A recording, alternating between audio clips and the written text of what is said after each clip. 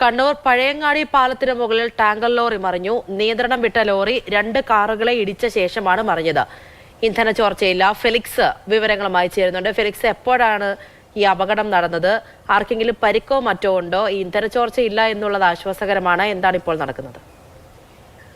ഇന്ന് പുലർച്ചെ 1:30 കണ്ണൂർ പഴയങ്ങാടി പാലത്തിന് മുകളിൽ ടാങ്കർ ലോറി പറഞ്ഞത്. മംഗലാപുരത്ത് നിന്നും കോഴിക്കോട്ടേക്ക് വരികയായിരുന്ന ലോറിയാണ് നിയന്ത്രണം വിട്ട് 2 വാഹനങ്ങളെ ഇടിച്ച ശേഷം ഈ പാലത്തിന് മുകളിൽ മറിഞ്ഞത്. അതായത് ഒരു ട്രാവലറിനും ഒരു കാറിനുമാണ് ഈ നിയന്ത്രണം വിട്ട ഈ ടാങ്കർ ലോറി വന്ന് ഇടിച്ചത്.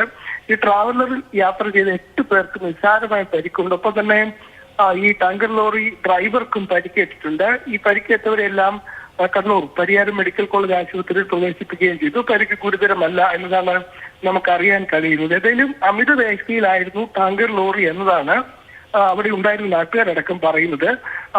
അങ്ങനെ നിയന്ത്രണം വിട്ട് ഈ ലോറി മറ്റ് 2 വാഹനങ്ങളിൽ ഇടിക്കുകയും തുടർന്ന് ഈ പാലത്തിന് മുകളിൽ മറിയുകയുമാണ് ഉണ്ടായത്. പയ്യന്നൂരിൽ നിന്നും കണ്ണൂരേക്ക് വരുന്ന പ്രധാനപ്പെട്ട പാതയാണ്. ആ പാതയിൽ ഇപ്പോൾ പൂർണ്ണമായും ഗതാഗതം നിർത്തിവെച്ച നിലയിലാണ്. പ്രത്യേകിച്ചും പാലത്തിന് മുകളിലാണ് ഈ ടാങ്കർ ലോറി മറിഞ്ഞതുകൊണ്ട് അതുവഴി വാഹനങ്ങളൊന്നും തന്നെ കടത്തിവിടുന്നില്ല. ഏറ്റവും വലിയ ആശ്വാസകരമായ കാര്യം വാതക ചോർച്ച ഇല്ല എന്നതാണ്. ഏതായാലും ആ സമയത്ത് തന്നെ ഫയർഫോഴ്സ് അടക്കം പോലീസും സ്ഥലത്തെത്തി ഈ അപകടത്തിൽപ്പെട്ട മറ്റു വാഹനങ്ങൾ അവിടെ നിന്നും മാറ്റിയിട്ടുണ്ട്. ഏതായാലും പൂർണ്ണമായും ഗതാഗത യോഗ്യമാക്കണമെങ്കിൽ കുറച്ചുകൂടി സമയമെടുക്കുമെന്നാണ് ഇപ്പോൾ ഫയർഫോഴ്സ് അറിയിക്കുന്നത്. ഈ കാറിൽ ആരെങ്കിലും ഉണ്ടായിരുന്നോ ഫെലിക്സ്? അവരുടെ ഒരു അവസ്ഥ എങ്ങനെയാണ്? ഈ ട്രാവലർ ഉള്ളവർക്ക് നിസ്സാര പരിക്കാണെന്ന് പറയുന്നുണ്ട്. 2 വാഹനങ്ങളാണല്ലോ ഇടിച്ചത്. ഈ കാറിന്റെ ഒരു അവസ്ഥ എങ്ങനെയാണ്?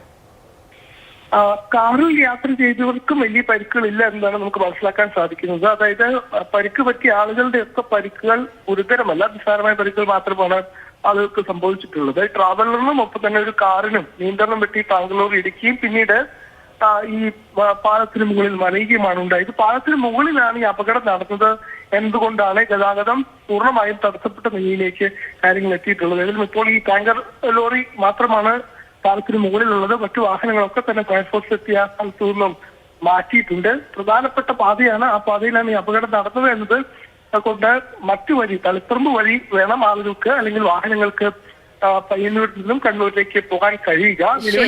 എന്നാലും കണ്ണൂർ പഴയങ്ങാടി പാലത്തിന് മുകളിൽ പുലർച്ചെ 1:30 അപകടമുണ്ടായത്. ടാങ്കർ ലോറി നിയന്ത്രണം വിട്ട് 2 വാഹനങ്ങൾ ഇടിച്ച ശേഷമാണ് മറിഞ്ഞത്. ഇന്ധന ചോർച്ചയില്ല എന്നുള്ളത് ആശ്വാസകരമാണ്. കുറച്ച് സമയവും കൂടി ഗതാഗതവുമായി ബന്ധപ്പെട്ടുള്ള പ്രശ്നങ്ങൾ അവിടെ ഉണ്ടാകും. അതിനുശേഷം പരിഹരിക്കുമെന്നാണ് അധികൃതരെല്ലാം അറിയിക്കുന്നത്. ഫെലിക്സ് ആണ് വിവരങ്ങൾ നൽകിയത്.